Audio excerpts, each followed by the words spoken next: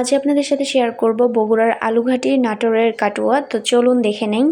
আমি ভালো করে আলুগুলো সিদ্ধ করে নিয়ে ম্যাশ করে নিয়েছি। এরপর তেলের মধ্যে আমি 5 ফোড়ন দিয়ে দিছি।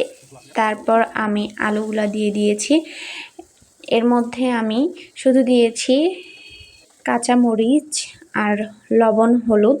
এরপর ভালো করে কষিয়ে নিয়েছিলাম, কারণ আজকে আমি ডিম দিয়ে আলুঘাটি বানাবো। আর এইটা হচ্ছে আমার মার শর্টকাট আলুঘাটি।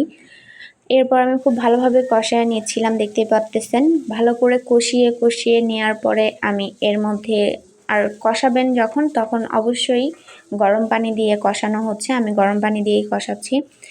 এরপর আমি দিয়ে দিলাম ডিম, কারণ ডিম দিয়ে আলুঘাটি অনেক দিন খাওয়া হয় না, প্রায় অনেক দিন। মাছ দিয়ে বা মাথা দিয়ে অনেক খেয়েছি।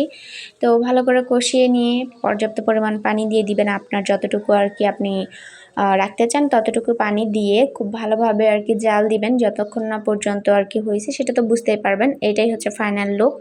এরপর আমি নাটোরের কাটুয়া, এই কাটুয়াটা কতজন খাইছেন জানি না, বাট আমার এটা ফার্স্ট টাইম। তো এটা খেয়ে দেখলাম অনেক মজার। তো কাটুয়াগুলো আগে ভালোভাবে সিদ্ধ করে নিব। আর সিদ্ধ করার জন্য আমি পাতিলের মধ্যে আলু আর কাটুয়া দিয়ে দিচ্ছি। এরপরে দিয়ে দিলাম হলুদ, লবণ, কাঁচামরিচ আর একটু তেল দিয়ে দিব, পেঁয়াজ দিয়ে দিব।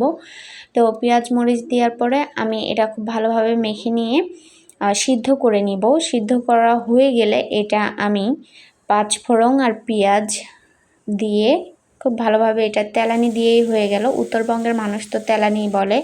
তো এই যে ফাইনাল লুক, এত মজা। আমার এটা ফার্স্ট টাইম খাওয়া। আপনারা অবশ্যই কাটুয়া নামের এই খাবারটা কয়জন খাইছেন বা আপনারা কয়জন চেনেন, অবশ্যই আমাকে কমেন্টে জানাবেন যে কেমন হয়েছে এই কাটুয়াটা, আপনারা খেয়ে কীরকম লাগলো আপনাদের, বা আপনারা খেয়েছেন কি না। ধন্যবাদ। এরপর আমি বিকালের নাস্তার অনুযায়ী আমি ভাবতেছিলাম যে একটু আলুঘাটির সাথে আমি লুচি খাবো, অনেক দিন লুচি খাওয়া হয় না। এরপর আমি সুন্দর করে সন্ধ্যাবেলা লুচি বানিয়ে ফেললাম। তো দেখেন লুচিগুলো এত সুন্দর ফুলছে, কি বলবো।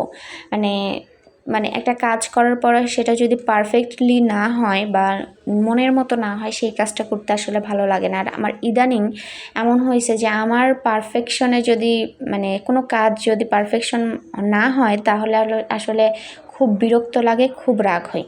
তো এই যে দেখেন আমি 2 প্লেট আমি আর কি লুচি বানিয়ে ফেলছি, এর সাথে আলুঘাটি দিয়ে খাবো আর কি।